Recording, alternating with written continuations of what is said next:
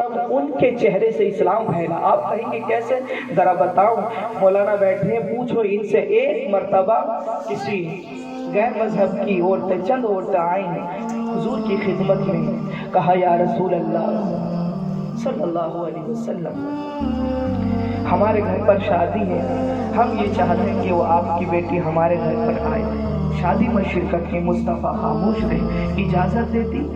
वो घर ऐसा घर था कि जहाँ अगर गुनाहगार भी आए तो वहाँ नेकोकार बन करके जाता है। सुभान अल्लाह। गरीब आए तो मालदार होकर के जाता है। मुस्तफ़ा की बारगाह में जब उनकी बेटी शहजादी सैयदा फातिमा आई, अर्ज कर हुजूर ने कहा तुम्हें वहाँ यानी मक्का की औरतें जो है उनके घर पर जाना है शादी में। अल्लाह की कसम सैयदा फातिमा की आंखों में आंसू आए। अर्ज करती है अब्बा जान मेरे पास तो कपड़े भी नहीं है, अब कपड़े हैं तो वही फटे पुराने कपड़े हैं, मैं क्या पहन करके जाऊंगी। जब वो फटे पुराने कपड़े पहन करके जाऊंगी आपकी तौहीन होगी, आपकी इस्लाम की तौहीन होगी। कि नबी वो जो जान के दो टुकड़े करते हैं ना, उनकी बेटी फटे पुराने कपड़े पहन करके आई है। अल्लाह की कसम मुस्तफ़ा फरमाते हैं घबराओ मत मेरी बेटी, अगर वो दुनिया की मालदार है तो क्या हुआ, तुम तो जन्नत की औरतों की सरदार हो। सुभान अल्लाह।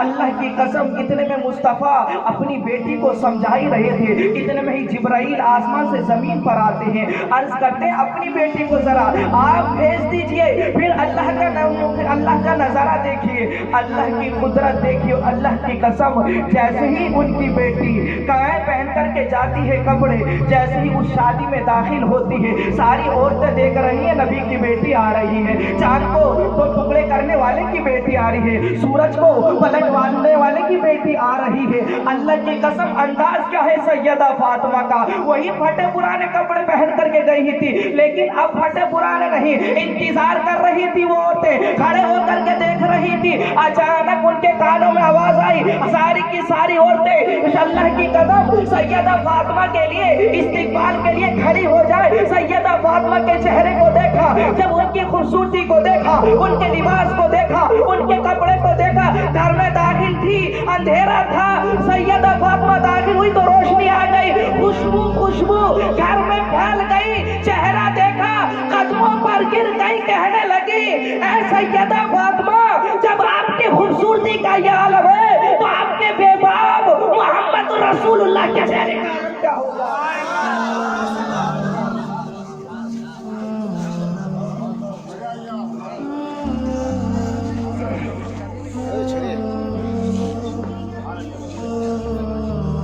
आप अंदाजा लगाए, वही सैयदा फातिमा।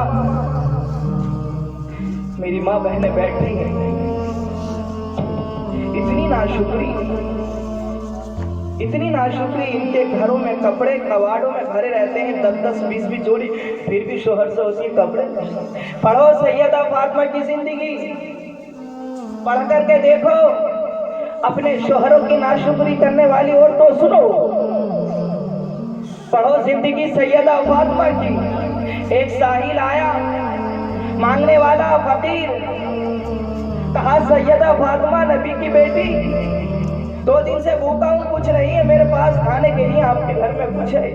सैयदा फातिमा ने पूरा घर छान डाला, छान डाले, कुछ नहीं था, आटा नहीं, गेहूं नहीं, 3 दिन से भूखी थी। उसी में बीच में उसी घर के अंदर हसन और हुसैन लेटे हुए थे। इस पर चादर पर, वो चादर ये वाली चादर नहीं बल्कि बकरी की खाल की चादर थी। सैयदा फातिमा का घराना वो घराना है कि कोई वापस नहीं जाता, अपने बेटे को जमीन पर लिटा देती है, दोनों बच्चों को, और उस फकीर को मांगने वाले को वही चादर देती है। कहती है जा ये इसको बेच करके अपनी जरूरत पूरी कर ले। यह है सैयदा फातिमा। 3 दिन तक भूखी रही, लेकिन जबान पर शिकवा नहीं, अल्लाह का शुक्र, सबर।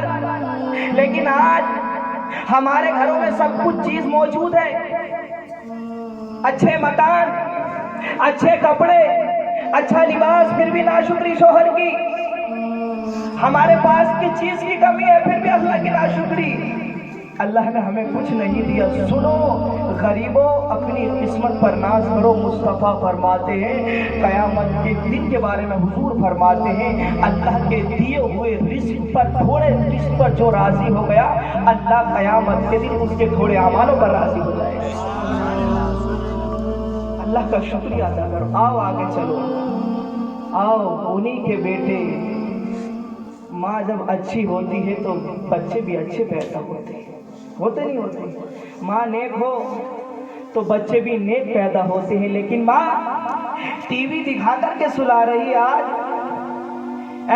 टीवी चल रही है, बच्चे उठ रहे हैं। सैयदा फातिमा अपने बच्चों को कुरान पढ़ा करके सुलाती थी, और जब उठाती थी दुरूद शरीफ पढ़ करके उठाया करती थी। लेकिन आज उल्टा हो गया, टीवी दिखाना अपने बच्चों को। वही औलाद जब नाफरमान हो जाती है, कहते मौलाना कोई तावीज दे दो। लेकिन माओ का भी हाल ये है, रातों दिन टीवी, किचन में है तो गाने, हेडफोन लगा करके खाना बनाया जा रहा आजकल। तो कैसे बरकत होगी, कैसे बरकत होगी। माँ जब अच्छी होती है ना तो बेटे खुद ब खुद बाअखलाक पैदा होते हैं। आप कहोगे मौलाना कैसे, तो सुनो, मैं कहना ये चाहता हूँ, बच्चा जब हिंदुस्तान में पैदा होता है तो बच्चा हिंदी बोलता है। बच्चा जब सऊदी अरब में पैदा होता है तो अरबी बोलता है। वही बच्चा जब अमेरिका में पैदा होता है तो इंग्लिश बोलता है। मैंने बच्चे से पूछा, बच्चे तुझसे अरबी बोलना कहाँ से आ गई? बच्चे तुझसे इंग्लिश बोलना कहाँ से आ गई? बच्चे तुझसे हिंदी बोलना कहाँ से आ गई? बच्चे ने कहा, मौलाना सुनो सुनो, मेरी माँ हिंदी बोलती थी, मुझसे हिंदी बोलना आ गई। मेरी माँ इंग्लिश बोलती थी, मुझसे इंग्लिश बोलना आ गई। मेरी माँ बचपन के अंदर जब मैं छोटा था अरबी बोलती थी, अरबी बोलना आ गई। मैंने कहा सुनो, अगर माँ नमाजी हो, माँ की वजह से जब बच्चा इंग्लिश बोल सकता है, माँ की वजह से जब बच्चा हिंदी बोल सकता है, माँ की वजह से जब बच्चा अरबी बोल सकता है, अगर माँ नमाजी हो तो बेटा नमाजियों का इमाम बन सकता है। अगर माँ कुरान पढ़ने वाली हो तो बच्चा हाफिज़ कुरान पैदा हो सकता है। नहीं हो सकता। लेकिन अंदाजा लगाए, औलाद इतनी नाफरमान पैदा क्यों हो रही है, बता दो। नमाज से दूर। माँ बहने, नमाज की अगर बात कर दी जाए, शोहर अगर नमाज को घर में कह दे, भाई तो पसीने छूट जाते हैं औरतों के, लठ मार दिया नमाज के नाम से, पसीने।